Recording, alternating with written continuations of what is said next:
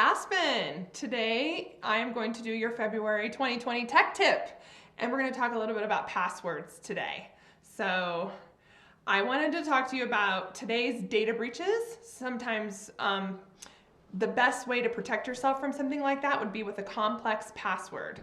I, for one, do not like this topic because I will never remember the password, but I'm going to give you some tips today to kind of talk to you about how we can just make sure that somebody does not break into your computer or get information that they're not supposed to have with some complex passwords. The most common cause for a data breach is weak passwords like ABC123. We don't want to do that. Here are some, I'm going to give you some steps to have a good complex password that's easy to remember. The first thing to do is to choose a meaningful sentence or phrase, and it could be anything, like have maybe like at least 8 words. Like I'll use an example, I love my dog Sandy more than life, or salt is not good for my diet, you know?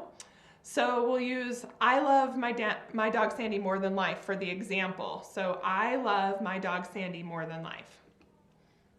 You have to select then the first letter of each word. This would be the best way for you to remember it. So I love my dog Sandy more than life becomes I-L-M-D-S-M-T-L.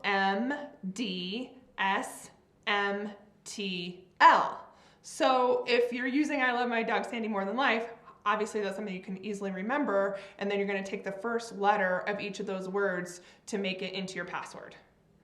Changing some lowercase to uppercase is another way that we're going to want to try to make these passwords a little bit more complex. It's up to you on the pattern or which letters you choose. So here's an example with every other.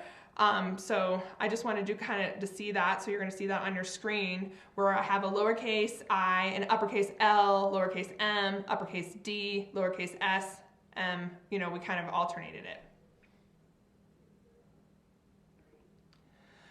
Substitute letters with numbers or special characters. Like for example, an S can be a $sign, an I can be a 1 or an exclamation point, a letter can be an O, like letter O could be a 0, a number 0 instead of the O.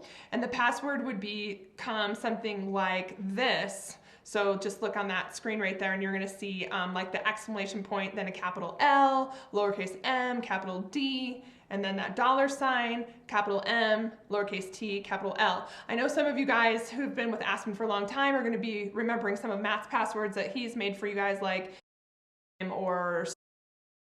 and you'll see that all of those passwords have all these kinds of alternating letters and special characters and things like that throughout those passwords that we've created for you guys. Now that you have a complex password, this is some of the things you don't want to do. Like I had suggested earlier, you don't want to do like 1, 2, 3, 4, 5, 6 or A, B, C, D, E, F, G. You don't want to use personal names or family names. I, for one, am guilty of that. You don't want to use words in the dictionary. It's just, there's so many people out there that can just hack at you, and we just don't want that to happen. Some of the things that you guys have that are proprietary are really important that we keep that the way that it is. So you got to really work on your passwords. The best practice is don't use the same password for multiple systems. Again, a really bad thing for me because like I think you could break into my whole life with some of my passwords. So we don't want to have to memorize multiple passwords, but we really kind of need to. The biggest tip is to append or prepend the initials of the system to the strong password. For example, for Walmart, you can do this. And you can see that on your screen. Walmart would be like W, exclamation point, capital L, lowercase m, capital D, the $sign, capital M, lowercase t, capital L. So that's an example of something that you can do, and it would kind of help you remember those passwords. But again, it's not the same password for multiple systems is the best practice. That is your tech tip for February 2020. As always, like if you need anything from us, you're going to call 719-358-2382. That is our business line. You can text 303-648-1201. You can send a ticket to support@strategictechsolutions.zohodesk.com. That ticket goes directly in our ticketing system, and it's going to go out to one of our techs immediately. Obviously, you can always email Matt or myself, Matt or Amy at strategictech.solutions or amazing7.com. We love to talk to you guys and love helping you guys. You guys are our favorites. So happy February. We'll talk to you soon. Bye-bye.